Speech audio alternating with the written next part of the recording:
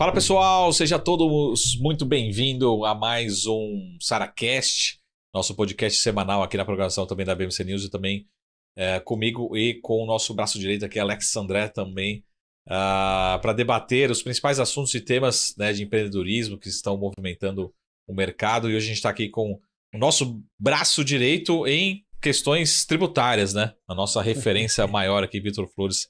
Muito obrigado pela presença. Vitor, que é advogado tributarista, né, especializado. Eu até fico me perguntando, Vitor, se existe alguém que seja especializado em tributos no Brasil, porque só de tributos a gente está falando aí o quê? De mais de 80 tributos? Né? Já perdi a conta. Eu tenho uma listinha no meu caderno, porque quando eu vou dar algum planejamento tributário, alguém faz uma pergunta, eu abro, e tem uma lista ali, tem uns 20, só os principais que a gente tem que saber, né?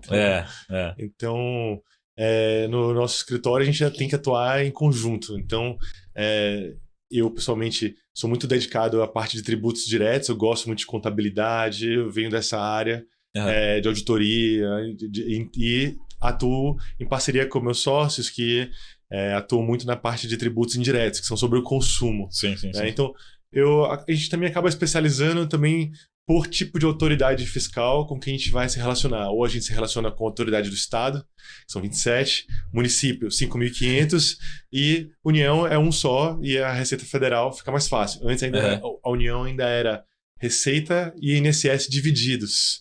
Em 2007 se unificaram e ficou mais fácil. Ainda hoje a gente ainda sofre com um tempo de adaptação para a Receita estar perfeitamente integrada com o INSS. Mas já podemos dizer que é uma coisa só, uma autoridade fiscal federal só, que é com que eu mais faço interface. Muito bom. Antes de começar o nosso bate-papo, então, vamos deixar aqui o seu Twitter, né, para quem quiser seguir lá. Meu Twitter é @tex, de TAX, tributos, _Vitor, sem C. Tá Tex bom. _Vitor. Tex _Vitor, vocês encontram mais informações sobre o Vitor, principalmente sobre... Ele falou que vai resolver todos os nossos problemas tributários aqui nos próximos 50 anos de Brasil. 50? E tem os últimos 150 também. E é justamente isso, o Vitor. A gente está passando por um momento importante no Brasil. Esperamos até, assim, sem falar de política, mas acho que a gente tem condições, né? Sempre quando o governo novo entra, a gente fala assim que temos condições de implementar uma reforma no Brasil. E principalmente a reforma tributária. Acho que antes de começar a falar o que é a reforma tributária, primeiro falar assim, por que ela pode ser, e dizem que seja a reforma, ou a mais importante também, junto com a administrativa, mas reforma tributária, porque aqui no Brasil sempre tem aqueles números, né? A gente gasta milhares, centenas de milhares de horas só para declarar os nossos tributos, só para ver se a gente está realmente pagando tudo corretamente. E também, lógico que a gente tem uma questão fiscal, né? Mas a gente também tem uma questão política de fato, porque caso venha a ocorrer os próximos passos da reforma tributária, lembrando que a gente está gravando aqui no finalzinho de março de 2023, mas a gente está falando de cada um interesse político também, como você está falando, assim, é federal contra os estados, municipal. E todo mundo quer o bem do Brasil, mas ninguém quer ceder, né? Ninguém quer ter a sua parte para discutir. Então, acho que é o primeiro ponto, assim, por que a reforma tributária é a mais importante dentro desse Brasil? Porque muitas empresas, olhando aqui pela contabilidade, empresas de fora vêm fazer negócio no Brasil e acaba tendo dificuldade com a língua, com outros pontos, mas a maioria das vezes acaba se enroscando na questão tributária e acaba até desistindo de investir no Brasil, né? Verdade. Eu tenho visto isso na minha experiência, explicar o sistema tributário brasileiro é contraintuitivo. Pagar tributos, ele tende a ser contraintuitivo, mas tem um limite para você alcançar isso. Sobre ser importante ou a mais importante, aí é um tópico para debate. Mas o que está pegando fogo é a que está pegando fogo. Onde tem um incêndio para ser apagado, na minha visão. Sim. Você tem como eu mencionei, você tem a União, estados, 27, municípios, 5.000. Além disso, dentro da União, você tem fundos, entidades que vão ser alimentadas com esses recursos. Cada um tem um tributo. Então, você pagar tributos sobre a folha não é algo simples. Você tem 20% de INSS, você tem salário educação, SESC, SEBRAE, SENAC, SENAR, e varia de acordo com o tipo de atividade, qual o tipo de tributos que você tem que pagar. FGTS, ainda tem os tributos sobre o quanto a pessoa se acidenta. Então, você quer empregar, você tem que... A lista de tributos facilmente chega próximo de 10. E além do mais, a carga tributária ela é elevada, né, sobre o trabalho. Né? Então, as reformas tributárias, mas hoje elas não estão visando o trabalho, que é um lugar complexo, elas estão visando hoje o consumo e a renda de uma forma mais ampla, não só o trabalho. A renda das empresas, digamos. Na renda a que está mais em evidência agora, março de 2023, é a reforma tributária sobre o consumo. Por que ela está em ênfase, está no foco? Porque sobre o consumo nós temos tributos que incidem sobre a receita de qualquer negócio, né? Ou de vários negócios são aplicados. Você vai ter sempre um ISS se for serviço ou ICMS se for mercadoria, em alguns casos incide sobre alguns tipos de serviço. Temos IPI se for indústria, PIS, que é sobre a receita, e a COFINS, que é o irmão gêmeo da COFINS. Do PIS e COFINS são irmãos gêmeos, mas são tributos diferentes, então as declarações são duplicadas. Você tem que preencher uma declaração para COFINS, outra para PIS, mas é a mesma coisa, assim, na visão de um contador, de um tributarista. Sim. E você ainda tem IOF, e o IOF incide sobre 5 tipos de hipóteses de incidência. Você tem seguro, empréstimo, operações financeiras, títulos de valores imobiliários, que está zerado, então ninguém ouve falar. Então, assim, e além do mais, por exemplo, PIS e COFINS tem hipótese, tem isenção para PIS, e o PIS não incide sobre a receita, vai incidir, no caso das instituições filantrópicas, sobre a folha de salários. Então, tem 2 regimes de apurar PIS e COFINS, um é cumulativo, outro é não cumulativo. Então, assim, eu falei no número de tributos, mas eles se multiplicam pelo número de regimes, e às vezes, como no IOF, ele se subdivide em 5. Né? E PIS e COFINS, que é uma coisa só. Eles são partidos em 2. Então, assim, a multiplicação para você ter um compliance, uma conformidade com isso, é muito enorme. E quando a gente está falando vamos dialogar dentro desse caos com uma autoridade fiscal só, Receita Federal, por exemplo, que é com que eu mais atuo, fica até mais facilitado, porque você consegue acompanhar as publicações, o que eles estão dizendo, os esclarecimentos.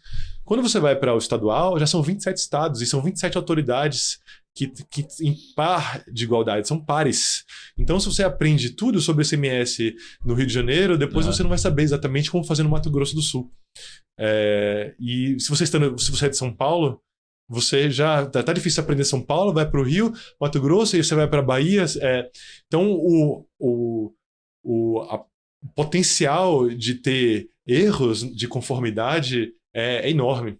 O potencial é exponencial. Né? Então, é muito drástico. A reforma tributária, nesse sentido, nesse contexto, o que ela tem de salutar é unificar muitos desses tributos em uma coisa só.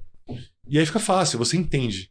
No Chile, por exemplo, você tem, que é um país da América Latina, que eles usam um modelo da Europa. Quer dizer, um modelo da Europa, quer dizer, funciona, por exemplo, no Chile. Pode funcionar no Brasil. É um imposto sobre o valor agregado. O que é? Se você tem uma cadeia de produção, A vende para B, que vende para C. Toda vez que você vende, tem um tributo. Mas toda vez que você compra, você recupera esse tributo. Até que chega no consumidor final.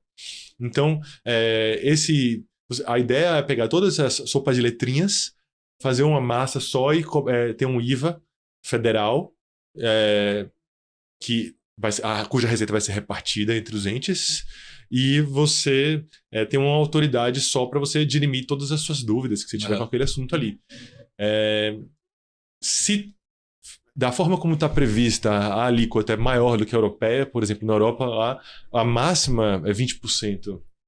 Aqui no Brasil, se eu não me engano, né, vai ser mais de 20%. Né? Então, e os outros tributos vão permanecer existindo. Então, o que é importante para a Receita Federal, para a reforma tributária, perdão? Por que ela está pegando fogo? Por que ela é urgente? Porque o sistema está caótico. Respondendo a sua pergunta, nós não temos um sistema tributário mais. Nós não sabemos mais exatamente como pagar o imposto. Então, ela vem simplificar. A palavra é simplificação. Vitor, só voltando um pouquinho para trás, como você falou assim, aonde que a gente se espelha para criar as normas fiscais tributárias no Brasil? Né? Então,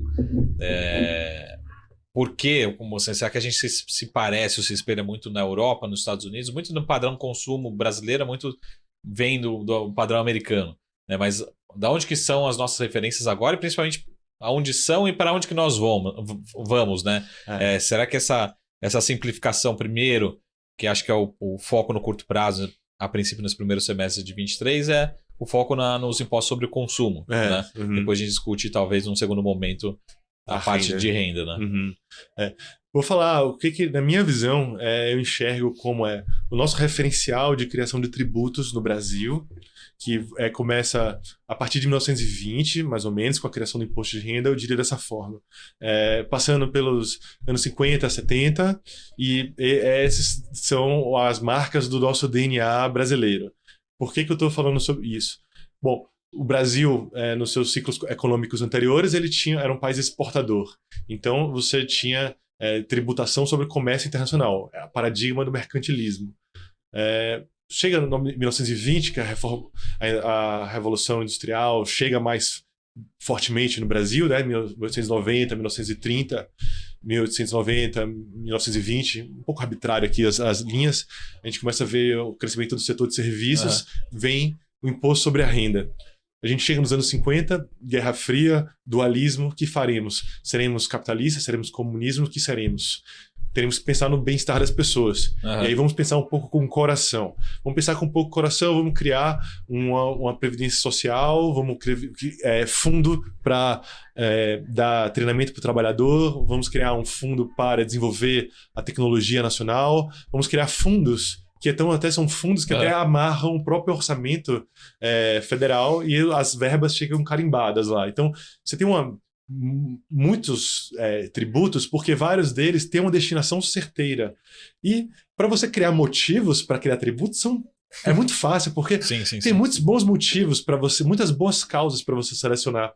Só que cada vez que você cria uma nova causa, você cria um novo tributo, você cria um novo fundo, você está criando mais um engessamento. Qual é o novo paradigma que eu acho que é daqui para frente? Primeiro, mais fortemente, decidir se nós vamos ou não vamos aderir de fato ao CDE.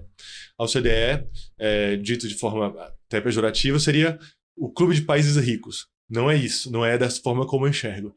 Eu enxergo que é um centro, uma potência de pensamento sobre como um país democrático deve funcionar, o que deve funcionar, o que não deve funcionar. Por exemplo, regras de licitação.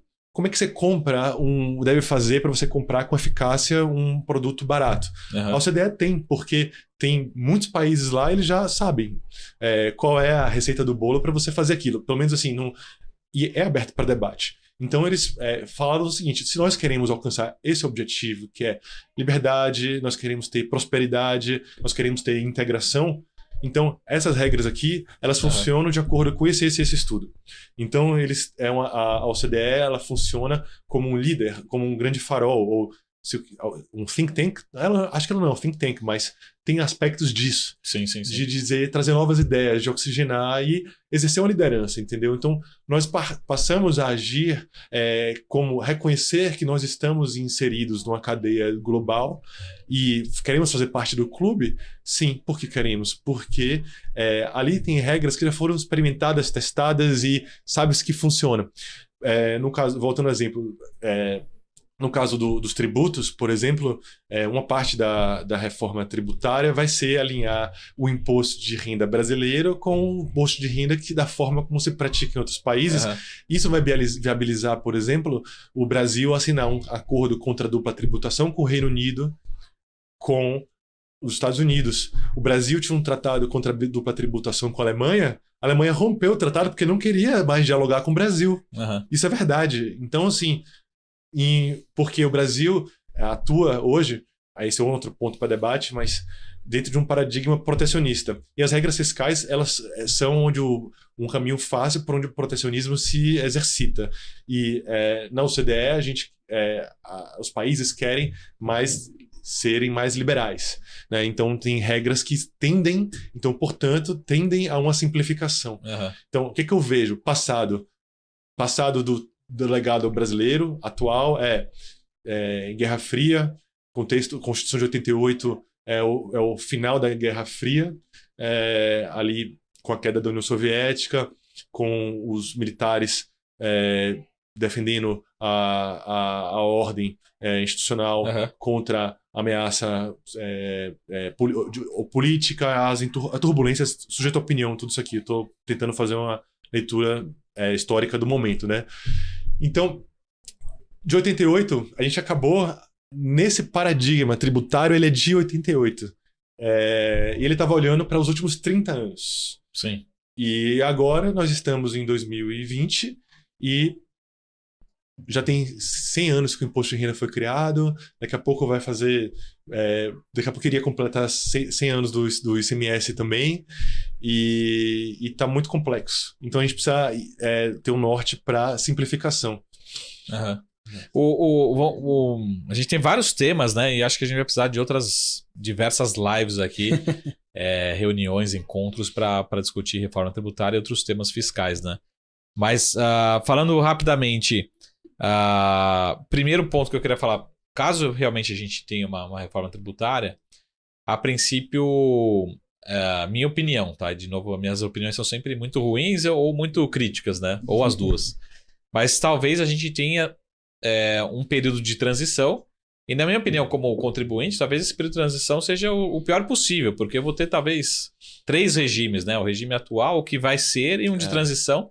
E para mim, como contribuinte, vai dar mais trabalho, né? Então, assim, é isso que a gente espera que pode acontecer, né? Nesse período. E esse período de transição, não estou falando de 1 mês, 2 meses, 1 ano, talvez sejam 5, 10 anos. Até porque acho que a reforma tributária, um dos objetivos é talvez fazer talvez esteja errado aqui, mas um teste para ver se realmente está funcionando o modelo tal do IVA, e com talvez um percentual pequeno, depois vai fazendo uma evolução, né? Então, o que a gente pode esperar caso realmente venha a ocorrer uma reforma tributária para contribuintes, para advogados, para contadores, enfim, empresários, né? O que a gente pode esperar na prática, né? Talvez num cenário pós-reforma tributária, né? É muito interessante. Realmente, em termos de regras, eu acredito que as regras vão ser claras e vão estar bem delimitadas. Vai ter algum período de transição do tipo, eu acumulei crédito do ICMS, acumulei crédito de PIS e COFINS, tenho que queimar esses créditos, como é que eu vou queimar eles, já que eles estavam ali para ser usados. E agora o sistema mudou, então... Talvez assim, eles não existam mais, não né? existam mais. Não foi a fundo, né, nesse aspecto, mas eu entendo que deve haver um período de transição para aclimatar isso. Já aconteceu no passado, nos anos 2000, teve algum tipo de reforma quando aconteceu com PIS e COFINS e tal. Então eu acredito que vai acontecer. Agora, o ajuste maior não vai ser nem normativo, eu acredito. Vai ser para a economia se reorganizar com um novo paradigma de carga tributária. Então, sim, você tem uma prestação de serviços hoje, a prestação de serviços ela pode ser 15% a 20%. E agora você vai ter tributação de serviço, por exemplo, a 20%. E então o serviço vai ser pressionado a repassar mais custo para o consumidor. Então, tem setores que vão ser favorecidos e outros mais penalizados. Então, onde é que isso vai se acomodar na economia, o quanto isso vai funcionar, eu não sei. Quando tentaram fazer isso com o PIS e COFINS, o PIS e COFINS era só acumulativo, incidia só sobre a receita. Aí em 2002 mudaram, falaram agora incide sobre a receita, e você pode aumentar a alíquota, e você pode tomar mais crédito sobre suas receitas, sobre suas despesas. Agora você pode tomar mais créditos. E lançaram um sistema dessa forma. Isso, as pessoas demoraram não conseguiram se adaptar a essa nova sistemática, e aí foram criados assim, uns 80 regimes especiais de PIS e COFINS para poder acomodar aquele setor, aquele outro. Então você tem PIS e COFINS para bebidas, você tem PIS e COFINS para automotivo, você tem PIS e COFINS para farmacêutica, você tem PIS e COFINS para agricultura, você tem PIS e COFINS para indústria aérea, você tem PIS e COFINS para bancos, você tem PIS e COFINS para todos os tipos de atividades. Então, o que essa reforma tributária quer não queremos viver de exceção. O PIS e COFINS, que são tributos que têm inúmeras exceções, e a Receita Federal demorou de 2002 até 2019, são quantos anos? 17 anos, para lançar uma norma padronizada que fosse um regulamento único do PIS e da COFINS. eu acredito que essa mudança, sendo um tributo só, vai estar normativamente mais fácil. Se o governo conseguir resistir à pressão para poder não abrir exceções, porque vai ter pressão, porque vai ter gente prejudicada, e se, tomara, que quem for prejudicado consiga se compensar de outra forma, seria o sonho, seria o ideal. Tá. Vitor, a gente vai fazer um rápido intervalo e depois, na volta do intervalo, eu queria que a gente debatesse um pouquinho na possível reforma tributária sobre a renda, né? Okay. Que acho que é um impacto. Então a gente vai fazer um rápido intervalinho. Já já a gente volta com o nosso SaraCast especial aqui com o Vitor Flores, falando tudo sobre as questões fiscais tributárias aqui no país. As empresas que fazem parte do seu dia a dia estão em uma das maiores bolsas do mundo, a Nasdaq. E a boa notícia é que você pode investir nessas empresas diretamente pela Avenue, sua corretora nos Estados Unidos. Com os dados das ações dos Estados Unidos fornecidos pela Nasdaq em tempo real, o cliente Avenue pode acessar diretamente as maiores bolsas do mercado americano. Entre neste mercado de tecnologia e inovação. Acesse avenue.com.br/Nasdaq e seja bem-vindo ao mercado global. Você está cansado da mesmice? Negociando em plataformas com ferramentas desatualizadas? Falta variedade e funcionalidade? Aproveite nossa grande seleção de ferramentas de trade. Baixas taxas de negociação, suporte em português 24 horas por dia, com mais de 200 criptomoedas disponíveis para trade e a facilidade de depósitos com Pix. Aproveite o futuro agora. Bybit. Abra sua conta hoje mesmo. Bybit.com.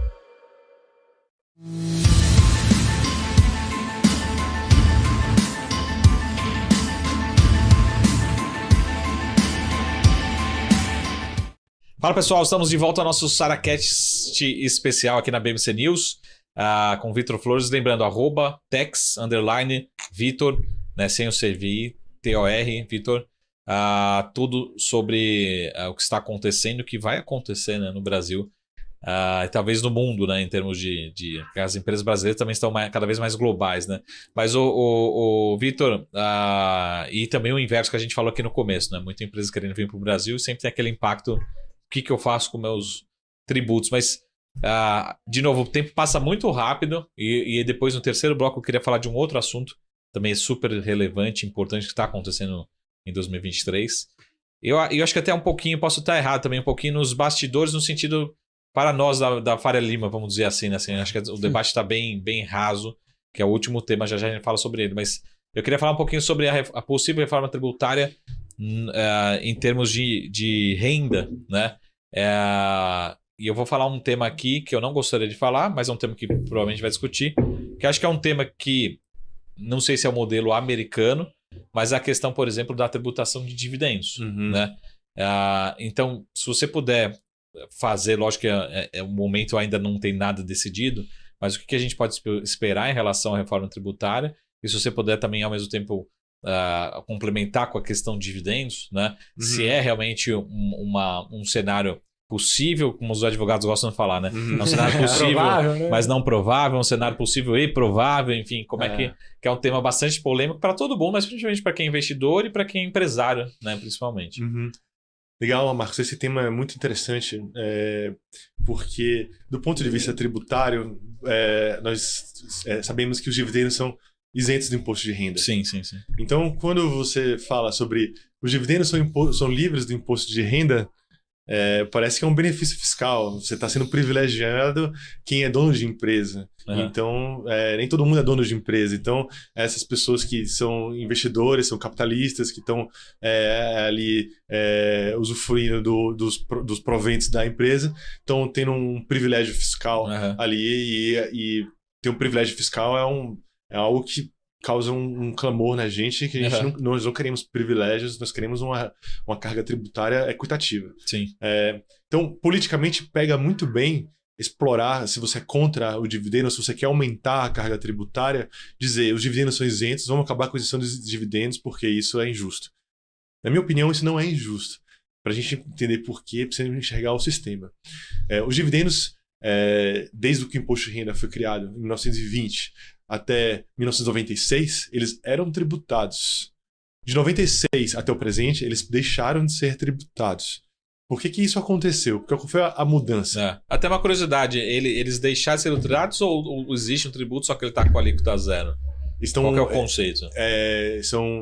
São livres de tributo. Não é alíquota zero, é uma isenção. É o que se aproximaria mais de uma isenção. Acontece que também essa palavra isenção ela tem que ser vista com critério, porque a isenção normalmente você concede para favorecer uma atividade econômica.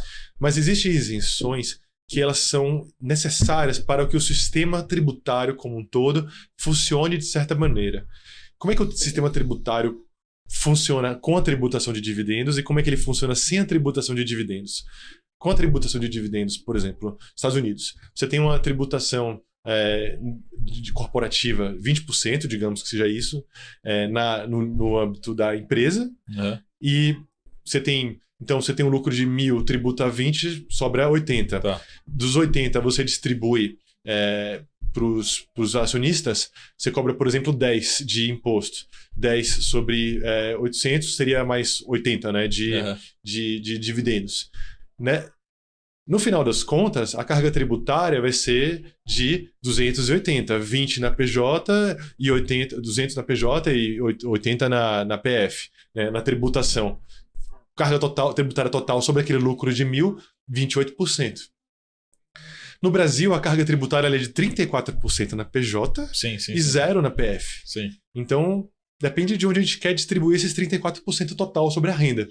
A gente não pode matar a galinha dos ovos de ouro. A gente não pode tributar excessivamente a renda, porque o ambiente econômico se torna mais recessivo e, consequentemente, menos renda gerada, consequentemente, menos renda se arrecada.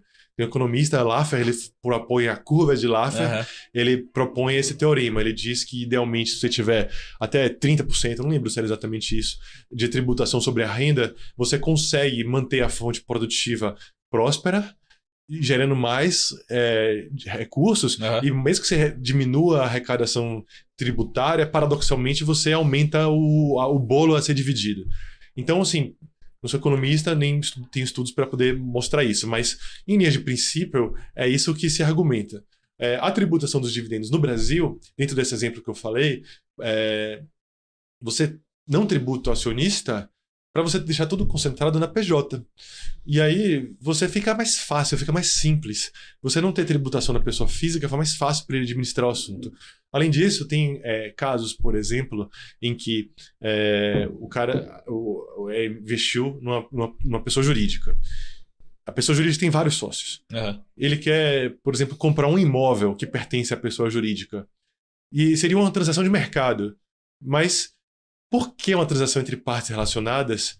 Você tem que ver se aquela transação do acionista com a PJ na qual ele investe é verdadeiramente uma operação a mercado, para não parecer que ele está tirando dividendos disfarçadamente da empresa, entendeu? Então existe uma preocupação muito grande quando o acionista se relaciona com a própria empresa em quantificar se a operação está sendo de mercado. Isso parece ser remoto nesse exemplo do imóvel, mas em grandes grupos econômicos é comum você reorganizar o capital em transações entre partes relacionadas. Será que ele está distribuindo dividendos disfarçadamente? Porque se tiver, eu quero tributo sobre dividendos. Na hora que você fala que o dividendo não é mais tributado, essa pergunta ela desaparece. Então o sistema automaticamente fica mais simplificado. E essa foi um dos motivos pelos quais os dividendos se tornaram isentos. Agora, o argumento que se usa para poder decidir tributar os dividendos é: vamos colocar uma carga tributária mais branda na PJ, e aí, na hora que pagar os dividendos, o acionista vai tirar, vai ter uma tributação complementar. Então, nós vamos fazer aumentar o bolo como? Deixando mais dinheiro na empresa. Exato. Na minha visão... Aquela visão até que eu estou tentando entender a possibilidade desse governo, qualquer governo, que estimularia essa decisão, essa proposta. Mas no sentido assim, de quem, teoricamente, de quem faz o investimento, de quem gera o emprego, é a PJ, não a pessoa física. Talvez fosse esse racional. Né? Esse é o racional. Talvez de estimular a PJ. A PJ, Agora, pense, a PJ, ou seja, isso está criando uma fonte de financiamento para a PJ. Agora, alguém perguntou para a PJ se essa é a fonte preferida dela? Sim. E se o negócio dela tiver uma capacidade já ótima ou máxima, é melhor, na minha visão, minha opinião, distribui para o acionista, ele vai saber onde criar um novo negócio, criar ou alocar, a alocação do capital na mão com mais liberdade é um princípio de liberdade econômica. Sim. Então, eu acho falacioso esse argumento de você querer induzir financiar, nós estamos financiando. Até porque, e agora que vem a cereja do bolo, quando o primeiro projeto de reforma tributária da renda chegou no Congresso, a tributação final de PJ foi reduzida, mas quando você pegava a tributação de dividendo, aí era acima de 34%, que já é o patamar atual, entendeu? Então, assim, nunca me convenceu que essa reforma tributária fosse por esse motivo que talvez tenha um fundamento louvável para quem acredita nessa tese de que a PJ tem que ser financiada dessa forma. E, na verdade, era um pretexto para tributar mais a renda. Então, você tem acabar com dedutibilidade de JCP. JCP, juros sobre capital próprio. Ou seja, do dinheiro que você investe na companhia, você tem um juro sobre aquele. Muito embora seja capital e aquilo vai te render dividendo, você vai tirar juros, que é típico de empréstimo e você não emprestou. Isso foi criado com a forma de tentar reduzir o viés de preferência de muitos dos investidores de investir mais por dívida e não por capital, mais fazer um empréstimo do que fazer uma subscrição de ações. Então, o JCP ele veio para poder tentar tirar um pouco, puxar a brasa para a sardinha do capital e menos dos juros, deu um meio ali. Tá funcionando bem ali, dentro desse objetivo, tem argumentos contrários, mas querer remover isso nesse contexto de majoração de alíquota, para mim, só foi uma retirada do benefício fiscal. Né? Quer dizer, qual o benefício fiscal do JCP? Você paga, se a alíquota do imposto de renda é 34%, e você tem um JCP pago de 1.000, significa dizer que essa despesa reduz o lucro em 1.000. Significa dizer que 340 desse 1.000, você está deixando de pagar imposto de renda. O acionista pessoa física vai ter uma tributação de 15%. No saldo, você vai ter menos 340 na jurídica e mais 150 na física. O saldo é de economia de 190 na distribuição do JCP. Essa reforma, ela deseja acabar com juros sobre capital próprio. Fala que é algo do passado, que não faz sentido. Talvez tenha um argumento. Talvez pode ser. Mas quando o primeiro pauta é tributação de dividendos e vão aumentar de 34 a alíquota, aí já começa a ficar desconfiado que não é para beneficiar, assim, nós temos que ter cuidado com a reforma tributária que visa aumentar a arrecadação. Sim. Né? Então, temos que ser cautelosos, e por isso que eu sou, pessoalmente, sou crítico a ela, me oponho, pessoalmente. A do consumo eu acho mais bem-vinda. Não sei qual vai ser o resultado final em arrecadação global. Mas da renda era claramente. Depois que essa proposta chegou no Congresso, ela começou a sofrer modificações. E aí ela começou a reduzir o patamar da alíquota. E aí ficou mais normalizado. Mas realmente ninguém sabe quando vai sair. E me pareceu muito precipitado o debate e onde nós queremos chegar com ela. Tá bom. Vitor, a gente vai fazer mais um rápido intervalo. A gente tem vários assuntos, pautas aqui para discutir. A gente vai precisar realmente de um outro encontro Mas a gente faz um rápido intervalo e a gente volta aqui com Vitor Flores, especialista, advogado especialista tributarista, aqui, o nosso braço direito, né, em questões tributárias. Daqui a pouquinho a gente volta.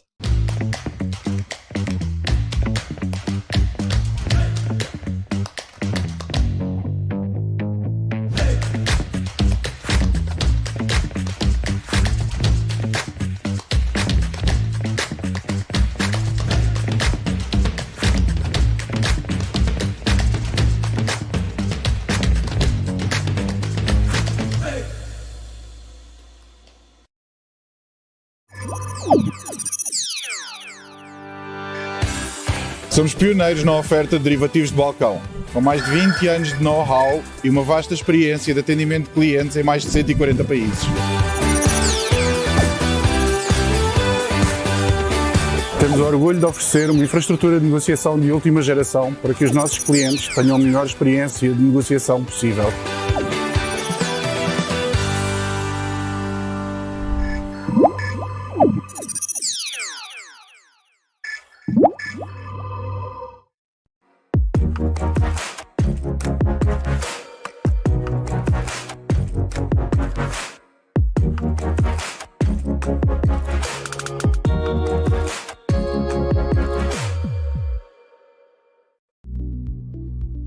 Olá pessoal, eu sou Alan Gani e eu tô aqui para convidar vocês a acompanharem e assistirem o meu podcast, o Deepcast, que passa na BMC News após o Top News. Eu converso com personalidades do mercado financeiro e não só do mercado financeiro, também personalidades de diversas áreas. E aí a gente fala da vida profissional, da carreira, da vida pessoal. O programa tá imperdível, é toda semana após o Top News, eu conto com a audiência de vocês.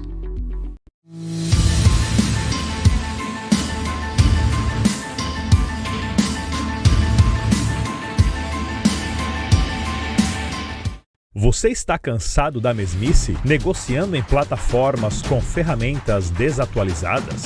Falta variedade e funcionalidade? Aproveite nossa grande seleção de ferramentas de trade. Baixas taxas de negociação, suporte em português 24 horas por dia, com mais de 200 criptomoedas disponíveis para trade. E a facilidade de depósitos com Pix. Aproveite o futuro agora. Bybit. Abra sua conta hoje mesmo. Bybit.com. Fala pessoal, estamos de volta aqui com o nosso SaraCast especial com o Vitor Flores. Lembrando, @tex_Vitor, tudo sobre informações, né? Sobre todos os assuntos, né? Aí daqui a pouco o pessoal vai te chamar lá no Twitter também para ajudar na declaração de imposto de renda. Que é engraçado que esse ano, Vitor, a gente não teve nenhuma tributação, nada, né? Teve mudança na declaração. E só a mudança da declaração já tá dando um trabalho, nossa, horrendo, assim, né? Que tem algumas mudanças de pontuar, por exemplo, para a pessoa física, questão de investimento em ações e tal. Mas eu tô falando só da mudança, né? Imagina a hora que implementar a reforma tributária de fato, quando a gente começa a colocar empresas, enfim. Mas a gente tem muito pouco tempo. Eu queria, só para terminar esse assunto, justamente isso. Eu sei que acho que ninguém quer, e é cedo para a gente dizer, vai acontecer, mas existe essa possibilidade da reforma tributária no Brasil. Você acha que tem esse cenário de acabar trazendo talvez uma simplificação, mas trazer ao mesmo tempo aumento de arrecadação no longo prazo? Simplificação é mais fácil de dizer. Uhum. Aumento de carga, aí eu deixaria para os economistas estimarem mais. Certamente, o setor de serviços ele vai pagar uma tributação maior, isso sim. Mas não sei se no global qual vai ser o resultado. E estão falando também de agricultura também, né? Ser afetado, né? O setor de agricultura. Eu não sei se vão querer priorizar. Eu sou totalmente contra, como economista, de tentar priorizar setores. Mas como a nossa economia mudou muito também, né? Uhum. E a gente tem realmente uma carga tributária bastante desigual entre os setores, né?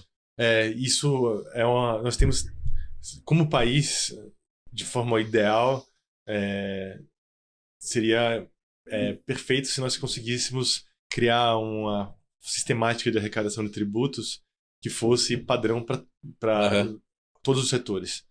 Não sei o quanto isso é possível, mas na nossa experiência mostra que vou ter muitos argumentos para dizer que não é possível, e o meu receio é que nós tenhamos que conviver com muitos regimes especiais. Eu espero que isso seja calibrado na alíquota. Então você tenha uma tributação padrão e você possa calibrar esse setor mais, esse menos. Né? Então, e aí, honestamente, não ouvi falar sobre a agricultura, né? Não tenho acompanhado nesse detalhe, mas é possível que alguns setores sejam mais penalizados e outros, eu não sei como é que vai ser o dia depois, né, da implementação. Tá bom. O Alex, quer fazer alguma pergunta aí? Porque eu só queria encerrar o nosso SaraCast de hoje com outro tema, que é um tema, né, ex-reforma tributária. Só para a gente fechar aqui. Eu sei que é um tema super polêmico. Eu sou otimista, espero realmente principalmente uma simplificação. Até porque, assim, se a gente pegar a própria existência do Simples, né, ele fala por si só. Hoje, talvez a maior parte das empresas, não talvez em volume financeiro, mas em quantidade de empresas no Brasil acabaram adotando o Simples, porque realmente no próprio nome já diz, né? Tem muita empresa que eu não sei, nem acho que tem muita gente que não sabe e fica muito desconfortável e acaba até uma pequena empresa acaba adotando e é um modelo realmente que veio para realmente simplificar, né? Então é justamente isso. Acho que a gente precisa ter um sistema tributário mais simplificado como um todo, né? Que acaba, acho que só de a gente simplificar, a gente acaba realmente liberando, né, energia, pessoas, mão de obra, trabalho, capital humano para outras atividades, né? Porque a gente gasta muito tempo, muita energia com tributos no país, né? Tem uma piada interna entre os advogados tributaristas que diz que quando o governo vai aumentar os empregos no Brasil, ele cria mais complexidade tributária, que a área fiscal dobra, né, de tamanho. Então você tem muitas pessoas para fazer a mesma tarefa. Tem estudos que mostram que o Brasil você gasta 3.700 horas por ano para você entrar em conformidade, em compliance com a legislação tributária. Como é que o exemplo é feito? Eles pegam algumas lojas, alguns setores, vão montar esse negócio aqui e faz a pergunta, se esse negócio for ser desenvolvido no seu país, o que você precisa fazer? E aí começa a fazer o cálculo de quantas horas o profissional vai dedicar para poder entrar em conformidade com aquelas regras. E dessa forma que se estima 3.700, 3.600 horas, né, para você ter conformidade. Então, a complexidade ela é grande. Além disso, uma coisa que seria desejável no sistema tributário é ele ter uma permanência ao longo do tempo, para as pessoas poderem se aculturar. Porque quando vem um imposto novo, algo, até você digerir que você tem que pagar aquilo mesmo, que é isso aí, tudo bem, as pessoas pagam contrariadas até virar cultura, até perceber que é para valer e entrar ali e é isso, entendeu? Até o dia que chega uma pessoa e nasce e já sempre foi assim, então sempre fará assim, entendeu? Então é mais fácil do que você introduzir novas regras. Outro aspecto que pode ser melhorado muito também o Brasil já evoluiu, mas ainda falta acelerar julgamentos para você ter clareza no como pagar os tributos. Você tem os contribuintes podem fazer uma consulta para as autoridades fiscais, mas o receio que o contribuinte pode ter é de encontrar uma interpretação muito restritiva, né? E assim, cada um tem seu viés para interpretar a legislação. No caso das autoridades fiscais, o viés é de ter um conservadorismo com a arrecadação tributária, não por mal, mas também porque é uma questão de igualdade. Então a régua para todos vai ser aquela. Então a lei está dizendo isso, você mais próximo do literal ou do que acha que faz sentido, e acaba que tem quando vai para os tribunais, depois essas amarras e vieses que todos temos, elas são rompidas e muda tudo, né? Então, e muitas vezes já aconteceu de assim, ter casos que eu achava que o contribuinte estava errado e ganhou, e estava certo e perdeu, na minha opinião. Então, e entre os colegas fica essa discussão mesmo, né? Então, quando você demora, tem as autoridades judiciais e administrativas demoram muito tempo para julgar, mas principalmente as judiciais, onde o processo tende a demorar mais, muitos recursos, tudo, você vive uma época, não é nem um período, é uma época, né? Uma era de que você acredita que o sistema é um e depois é outro. Então, e depois que a decisão sai, até para as autoridades administrativas se adequarem, pode demorar um pouco alguns casos, entendeu? E então a litigiosidade ela tende a se arrastar há muito tempo. Aham. Eu vou só perguntar manda. uma questão, porque a gente vê muito nas empresas, né, de capital aberto em relação a benefícios fiscais. Está falando de isenção, mas está falando de benefícios, né? Inclusive tem muito discutido em relação à Zona Franca, né? Será que como que vai ser daqui para frente, né? A gente vê se tirar qualquer tipo de benefício, vai tirar qualquer atratividade lá, né? Tem outras regiões do Norte e Nordeste também que tem umas regiões que só estão realmente de fato, né, crescendo por 2, 3 empresas grandes que têm benefícios fiscais, né? Então é uma grande discussão, muita gente falando, mas não traz arrecadação, né, mas traz emprego, enfim. Qual que é a sua opinião de ponto de vista geral, assim, independentemente do estado, da região, mas em relação a isso, que tem muita gente crítica também, né, em relação aos benefícios fiscais, né? Os benefícios fiscais. Olha, essa questão de política de incentivos, aí eu já estou tirando meu chapéu de tributarista e estou falando mais como cidadão, mais com coração aqui. Pô, eu vejo com bons olhos você conceder benefícios fiscais. Você tem objetivos como um país diferente de que você ter uma arrecadação. Então, acho que é produtivo. Eu conheço alguns empreendimentos, por exemplo, tem no Nordeste tem incentivos para a indústria hoteleira. Faz sentido? Parece que sim. Né? Você não tem turismo de negócio lá, você tem turismo de... E outros lugares também, que seja Centro-Oeste também, outras regiões também tem. Né? Então, eu acho que tem locais que os incentivos fiscais eles são bem-vindos. O segredo é a justa dosagem disso. Né? A Zona Franca de Manaus ela é um tema bastante sensível, olhou com carinho, né? Um local que merece ter o desenvolvimento, mas eu não sei exatamente quais são as distorções que isso pode provocar no país. Isso é um assunto para uma reflexão mais aprofundada, mas a princípio sou favorável e nos casos a gente precisaria ajustar o sistema onde não está funcionando. Que, aliás, o sistema tributário como sistema ele tem que funcionar como métodos de estímulo e resposta, né? A resposta, o feedback. Né? Você, o que está funcionando tem um feedback, o que não está funcionando segue o jogo. Então, o sistema tributário precisa ter métricas, ter dados concretos para você poder mensurar de verdade o quanto aquele benefício fiscal ele está dando o resultado que ele se propõe a dar.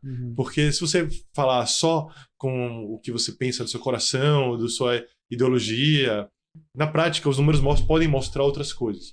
Então acho que tem que ser passado no raio-x. Bem racional. Bem racional, mas a princípio eu sou favorável. Acho que tem que existir mesmo. Mas não sei o quanto isso pode gerar muito mais complexidade. Em alguns casos que eu conheço, não acho que são geradores de complexidade. Legal. Eu vou colocar meu chapéu aqui de economista agora, de financista, mas só para a gente terminar essa parte de reforma, que eu acho que no Brasil os empresários, as empresas, elas acabam criando departamentos mesmo para maximizar o retorno tributário, né, a utilização tributária. Então, como é tão pesada a carga, é tão complexo, né, porque de vez de a gente focar em aumentar a produtividade, aumentar a produção, acaba sendo focar, porque às vezes até qualquer ganho tributário, ali pode ser que esteja a nossa lucratividade, esteja realmente ganho de margem. A margem está ali na eficiência tributária, né? Então, assim, a gente acho que ter uma reforma tributária, ela tem diversos ganhos, mas um dos benefícios é esse, você libera realmente o que deveria estar sendo gasto com produtividade, produção, novas ideias, né? E hoje gasta-se muito tempo, muita energia em questões tributárias. Mas só para a gente fechar, quando você falou também de tribunais, né? Acho que um dos assuntos que eu queria falar aqui, que a gente tem pouquíssimo tempo, que é a questão do CARF, né? Só para resumir aqui, para quem não conhece qual que é a importância do CARF, e justamente assim, em resumo, o que está sendo discutido nesse momento. Porque parece, para quem não entende, uma visão estritamente política, mas não necessariamente ela talvez seja realmente uma questão muito técnica, mas sempre está relacionado de alguma forma ao governo, né, na situação. Né? Então, existem mudanças e existe uma expectativa em relação à atuação do CARF no momento. Né? Sim. O CARF ele é um órgão dentro do Ministério da Economia, Ministério da Fazenda, que ele funciona, digamos, ao lado da Receita Federal. Né? A Receita Federal é uma secretaria, o CARF é um conselho. A Secretaria da Receita Federal tem a missão de arrecadar os tributos.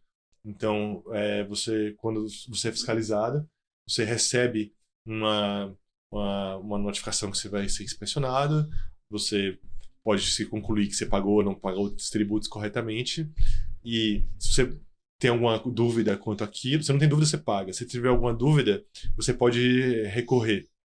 O primeiro recurso, você vai para um recurso dentro da Receita Federal, são outros auditores fiscais que vão revisar o trabalho daquele primeiro colega. Um painel, né, de alguns julgadores. Se você perder nesse órgão, você pode recorrer para o CARF, que aí você sai da estrutura hierárquica da Receita Federal e você vai para dentro do Conselho de Recursos, que é o CARF. Dentro do CARF, pode ser que em alguns casos o caso termine empatado. Em empate. São, por exemplo, tem um número de julgadores, o número é par. Metade dos julgadores são auditores fiscais designados pela Receita Federal e metade são representantes, são juristas, técnicos, conhecedores de direito tributário, que são indicados pelas confederações nacionais da indústria, do comércio, do serviço, os sindicatos também, a CUT, todos indicam juristas para poder atuar lá. Então é um número igual de julgadores. Diferente no judiciário, que você é julgado por 3 juízes, 5 juízes, 11 juízes, que é o número ímpar, e o julgamento sempre vai a tendência sempre é terminar com desempate. No âmbito administrativo, é possível que termine empatado. Mas isso, estatísticas que eu tenho já um pouco antigas, mas elas são assim, talvez menos de 20% dos casos isso acontece. Nesses casos, você tem que ter um critério de desempate. Até 2020, o desempate era como vinha sempre sendo feito, que é desde a criação do CARF, que é um auditor da Receita Federal ganhava um direito a fazer um segundo voto. Então ele votava 2 vezes. A primeira conforme ele mesmo pensava e a segunda para desempatar, que evidentemente ia ser conforme ele pensasse também. E claro, ele é livre para decidir como ele quiser. Um auditor da Receita pode votar a favor do contribuinte e do contribuinte pode votar contra o contribuinte. Então não é engessado. E tem casos que muda a jurisprudência, é realmente assim, né? Então, esse é chamado voto de qualidade, é o voto de desempate, que é o voto que o presidente da turma tem para votar uma segunda vez. É claro que sendo ele da Receita Federal, ele vai ter o viés, o paradigma da Receita Federal, então existe uma tendência de se parecer com o pensamento daquele fiscal que motivou toda aquela discussão. Tendente, então, portanto, contrário aos contribuintes. Muito embora eu não tenha estatística para poder afirmar isso, eu gostaria muito de saber. E a partir de 2020 mudou a regra. Falou o seguinte: agora, em caso de empate, se resolve automaticamente em favor dos contribuintes. E aí, isso ficou polêmico, porque você tem um a favor e contra, é uma novidade, né? Então, vamos abrir a porteira, agora os contribuintes vão sempre ganhar? Não é isso. A gente está falando só dos casos que levaram a empate. Empate. Então, e como você falou, são aproximadamente aí a minoria, né? Minoria. Você tem casos que terminam por unanimidade, muitos casos, unanimidade, casos por maioria, e um residual de empate. E aí agora a gente vai falar sobre filosofia do sistema, cada um pensa sobre o que fazer nessa situação, como deveria ser. Minha visão. Eu fiquei muito entusiasmado com essa regra e acredito que ela está correta mesmo dentro do paradigma de liberdade que temos no Brasil. Você tem quando existe um ponto de dúvida na interpretação da legislação e essa dúvida é resolvida a favor do contribuinte, indúbio para o contribuinte. Isso já é aplicável em matéria de penalidades, né? Agora, creio que seria muito bom que viesse indúbio para o contribuinte, até porque se a Fazenda, estando contrariada de que aquela não seria a solução para o caso, penso eu que ela tem mais poder de mudar o sistema ou refinar o sistema para que ele passe a funcionar com mais clareza, de certa forma. Então, diferente do contribuinte, se ele perdeu, para ele mudar o sistema, você precisa pegar seu deputado, entrar na sua associação de classe, fazer força. É mais fácil a Fazenda organizar uma medida provisória, persuadir com o Congresso, o dia a dia ali, do que o contribuinte conseguir fazer isso. Sim. Então, eu acho que, em termos desse sistema tributário, ele receber um feedback dessa forma, eu acho que é só lutar para o próprio funcionamento do sistema. Né? Então, partindo da premissa, olhando para os números, de que não abriu nenhuma porteira, não liberou geral, não tem nada acontecendo nesse sentido. E tem muitos casos que isso acontece mesmo. Né? Então, tem casos que as jurisprudências são revertidas, estavam a favor da Fazenda, e com esse novo paradigma ficou quebrado. Por exemplo, compensação de tributos. Quando eu falo de compensação, Marco, ontem eu te paguei o almoço, foi R$50. Você paga meu almoço de hoje por R$50, tá tudo certo aqui. Uhum. Né? O que eu compensei? O que eu tava te devendo, eu não te paguei em dinheiro. Eu paguei com crédito. Uhum. Aí você pagou meu almoço, tipo assim, então eu faz a compensação com crédito. A Receita Federal e até o STJ mesmo entendem que se você paga um tributo com créditos, fazendo uma compensação tributária, isso não é pagamento na sua forma mais pura, que o pagamento na forma mais pura, quando a lei fala pagamento, ela quer dizer dinheiro. Uhum. Então, se, por exemplo, a lei fiscal ela dá um benefício, que é o da denúncia espontânea, que é a ponte de ouro, você se dizer, eu errei, quero pagar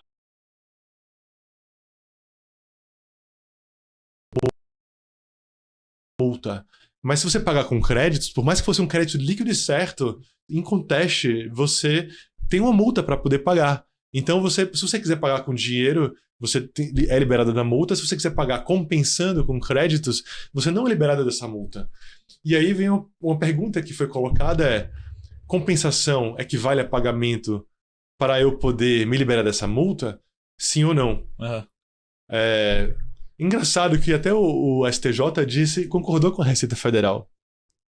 Falou, não, pagamento, lendo aqui, né, a interpretação da lei e tudo, pagamento é uma coisa e compensação é outra coisa. Então, a Receita Federal tinha dito que compensação não era pagamento para efeito de denúncia espontânea.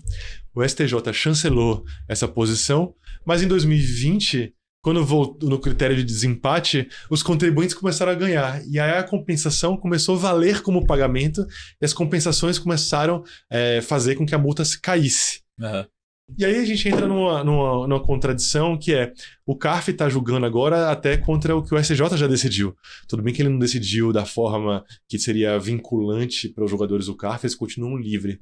E aí tem um argumento válido de quem que é contra esse desempate a favor dos contribuintes, que quando a Fazenda perde, ela não pode recorrer ao judiciário, mesmo que o judiciário esteja falando a favor da Fazenda. Então, existe essa peculiaridade. É um ponto mesmo que a se pensar. Mas, penso eu, dentro do sistema, dentro da ideia de feedback que o sistema dá, se o CARF fala, tem uma dúvida aqui, e assim, porque o julgamento do STJ, não sei nesse caso, mas pode ser que também não seja por maioria lá também, entendeu? Sim. Então, pode ser que no STJ também tenha havido uma dúvida, e aí é muito mais fácil você abortar aquela discussão ali. Você volta para a prancheta para desenhar o sistema tributário e reorganiza a regra. Agora os próximos vão ser todos julgados daquela forma mais esclarecida. É melhor do que você levar essa discussão para o STJ e aí você vai ter enxurrada de ações judiciais, porque todo mundo vai recorrer quando tiver uma motivação favorável e perde no CARF, mas o judiciário é favorável. Uhum. Recorre e aí leva anos até que você consiga ter uma decisão definitiva mesmo. Uhum. Então, eu sou dentro dos prós e contras que tem nessa regra, eu sou favorável a que o desempate favoreça o contribuinte. No novo governo, essa bandeira foi levantada, né? E aí, quando se perguntar se isso é bom ou se é ruim, eu dei toda essa argumentação para dizer que, porque na minha opinião, eu acho que os prós ao desempate favorável ao contribuinte ganham, apesar de ver os contras. Mas no paradigma do governo novo, eu fui olhar o que está ao redor. Essa proposta ela não veio junta, não veio isoladamente. Sim. Junto com ela veio, por exemplo, uma nova medida dizendo que contribuintes que têm uma causa de até 1.000 salários mínimos não mais vão poder recorrer para o CARF. Só ficam na primeira instância administrativa. Uma medida claramente arrecadatória. Então você não mede a complexidade da causa pelo valor dela, você mede pela discussão de fundo. Tudo bem, por questão de prática, a gente poderia estabelecer esse princípio. Mas antes acho que era 60 salários mínimos. E agora não recorre mais para o CARF. 60 mil reais não recorre mais para o CARF. Agora abaixo de R$1 milhão não recorre mais para o CARF. Então, não acho que foi uma medida salutar. Eu acho que não favorece a ampla defesa. Acho que foi uma tentativa de acelerar o andamento dos processos de uma forma atropelada. Sim. Junto com essa medida também vieram outras. Veio o programa de redução de litígios, dando condições favoráveis para algumas empresas poderem pagar os débitos, que mostra o quê? O governo está precisando de dinheiro. Mais um refis. Esse programa de redução de litígios é mais um refis. É mais um parcelamento incentivado. Modos de parcelamento. São métodos de geração de caixa. Então, eu acho ruim que essa discussão ela tenha se dado num ambiente que vamos gerar caixa. A ordem é essa. Então, então assim, até os que seria o brilho, os pontos que seriam favoráveis à Fazenda, acho que eles ficam diminuídos frente ao contexto, entendeu? Sim. Perfeito. Pô, Vitor, baita aula aqui de tributação sobre o consumo, sobre a renda. Eu vou sair daqui e fazer uma prova da AB. Muito obrigado, pô, Vitor. Muito gentil. Lembrando, pessoal, sigam lá, @tex_Vitor. Muito gentil, né? Depois a gente passa também no Twitter os contatos lá do escritório. E tem muita coisa acontecendo, né, no Brasil. E esperamos, de fato, que a gente caminhe por uma simplificação, por uma maior produtividade, que não seja um objetivo realmente somente, né? Pode até ser, mas que não seja um objetivo, vamos tentar ser otimista, né, com o Brasil, não seja somente arrecadatório, seja somente mais eficiência, mais produtividade, né, menos burocracia, que é o que a gente precisa aqui. E acho que passa muito, talvez tudo, né, passa por uma boa reforma tributária, né? E que seja mais menos desigual, vamos dizer assim. Também a gente tem todo esse fator também na questão tributária. A gente sabe que a nossa arrecadação, como é muito sobre o consumo, acaba sendo muito desigual também, né? Então a gente precisa passar necessariamente por maior igualdade no país, necessariamente passa por uma melhor carga tributária, né? Mas muito obrigado, Vitor. Vamos marcar mais vezes outros encontros aí. Estarei à disposição, foi um prazer. Muito obrigado. Muito obrigado também, Marco e Alex. Obrigado, pessoal. Obrigado. Esse foi o nosso SaraCast especial de hoje aqui, falando tudo sobre as questões tributárias com o Vitor Flores, e a gente se vê na semana que vem. Até mais. Tchau.